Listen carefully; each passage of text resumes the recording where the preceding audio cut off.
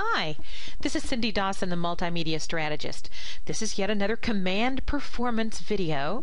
This time I'm going to be discussing Google Books. I mentioned this in Module 2 of CD Profit System, but I want to go into a little bit more detail because I'm getting some questions about it. So let's go to Google. We don't have to be on Google. You can be on any page you want, but we're going to go to the Google Book search page, which is books.google.com. We're going to come down here and let's just type in beekeeping. We've mentioned this earlier. So here you have a whole bunch of different books on beekeeping. Ignore all of this up at the top and scroll down the left-hand side until you see the section that says Any Time. This is when these books were published. You can choose 21st century, 20th, or 19th century. We want to be more specific because we want part of the 20th century but not all of it. In the United States, books published prior to a certain month in 1923 are considered public domain. So rather than getting so technical about the exact month and day that public domain books stopped being public domain, so to speak, without going into all the details, let's just say 1922, so we don't have to worry about that. Click on search, and all of these books that you see here are public domain books, at least in the United States. Now, I can't guarantee that all books are available through Google Books in other countries, or that the copyright laws will still be in effect in your country. So I would check that out first, but I do know that this pertains specifically to the United States. Let's choose this one right here and just click on this. Here you see the first page of the book. This gives you an idea of what it's going to look like. And we're going to go over here to PDF. Click on PDF. We'll be taken to a CAPTCHA form. And let's hope this is easy enough to figure out. This one does look like it is.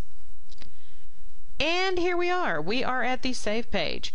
So we are going to click on Save, and we're going to go to the desktop. We're going to save this file to the desktop. I have saved this one before, so when I click on Save, it's going to ask me if I want to save over the top of it, and yes, I do. So let's go to the desktop and take a look at this little file. You'll see it's not so little. Look, it has 521 pages. Very hefty book. But let's scroll down and take a look at some of the books so you can see what it looks like. See, page by page. It was actually scanned. And someone went to a lot of trouble to scan the book. Look, oh, this is cool. Look, this is a picture. How cool this is. The guy is actually working with his beekeeping stuff. I love this. These pictures are invaluable, but so is the information in these books. Now, this first page is a Google disclaimer kind of thing that tells how Google is processing these public domain books and bringing them to light and making them available on Google.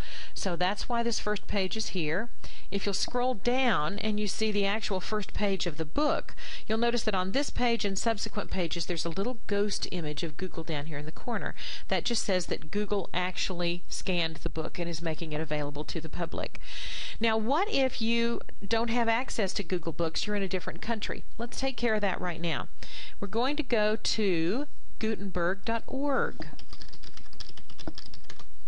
Gutenberg is a volunteer website where people scan and upload books so that people can read them and distribute them throughout the world and or United States or anywhere else. So if you can't find books on Google Books, you're always free to look at Gutenberg.org. And remember, the public domain issue that I mentioned, I can only verify is true in the United States.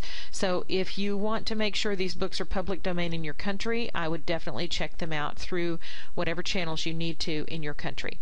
So I hope that helps and gives you some great information on Google Books and Gutenberg.org.